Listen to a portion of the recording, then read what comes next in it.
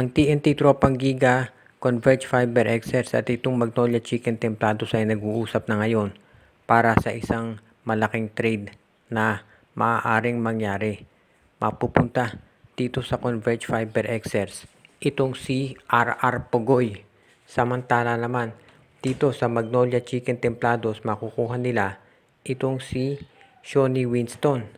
At ito namang TNT Tropang Giga ang makukuha nila ay itong si Gio Haladon. So iyan ang magiging palitan ng mga players. Itong si RR Pugoy magiging valuable asset yan para dito sa Converge Fiber Xers dahil ito ay isang veterano na makapagpo-provide ng leadership. Itong si Gio Halalo naman dito sa TNT Tropang Giga ay magiging isa to sa mga players na magagamit talaga nila. Dahil alam naman natin may outside scoring ito si Gio at yan ang bagay dito sa tropa. At ito namang si Shawnee Winston, batang player yan na mag-fit in dito sa sistema na gusto ni Coach Chito Victolero. Kaya sa tingin ko magiging okay ang ganitong klaseng palitan. As it is, alam natin na ang Converge marami pang ibang plano. Bukod dito sa PBA, madalas nakafocus ang atensyon ng lahat dito sa gagawin nila sa PBA draft. Pero willing at ready rin ang Converge na kumuha ng mga players na available na.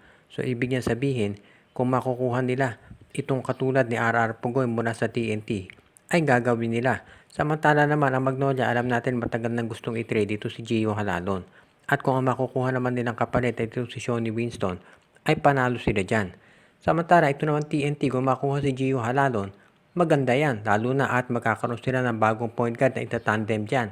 At ito ay si Cedric Fairfield na ang balita ay kukunin nila mula dito sa Blackwater Bossing pero hindi pa natin natitiyak kung ito'y matutuloy.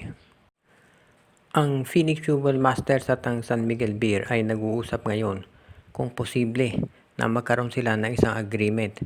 Ang tinitignan daw ng San Miguel Beer ay kung makukuha nila itong si Tyler Tio, ang top point guard ng Phoenix.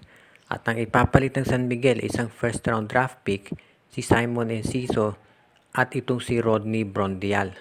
Mukhang yan daw ang gustong i-offer ng San Miguel.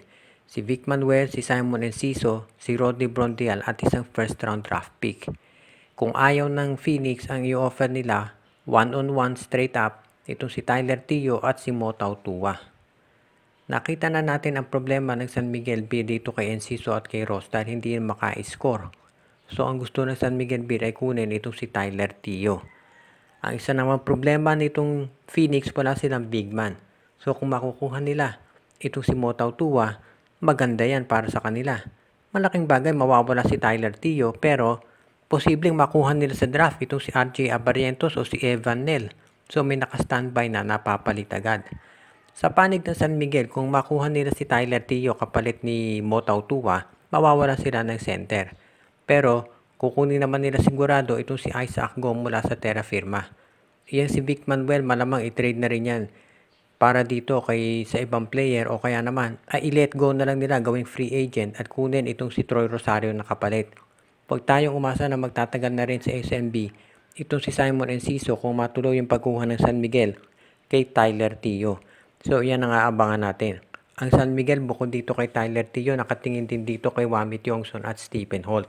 Ang maliwanag dito, itong San Miguel ay willing makipag-trade sa iba't ibang teams, pati na ang Phoenix Fuel Masters, para mapunuan yung mga pagkukulang nila dito sa kanilang mga respective na lineups.